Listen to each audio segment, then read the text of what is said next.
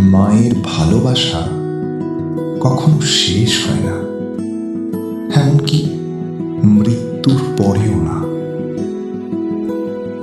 একটা ছোট ছেলে রায়ান, তার পৃথিবী মানে তার মা। প্রতিদিন রাতে মায়ের হাত ধরে ঘুমাতো সে।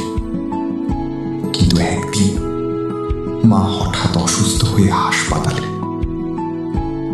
ডাক্তার বলল সময় খুব কম। রায়ান কাঁদতে কাঁদতে বলল, মা তুমি বাড়ি চলো, আমি আর দুষ্টুমি করব না। মা হালকা হেসে বলল, তুই দুষ্টুমি করবি, তাতেই তো আমার সুখ। সেদিন রাতেই মা চলে গেল।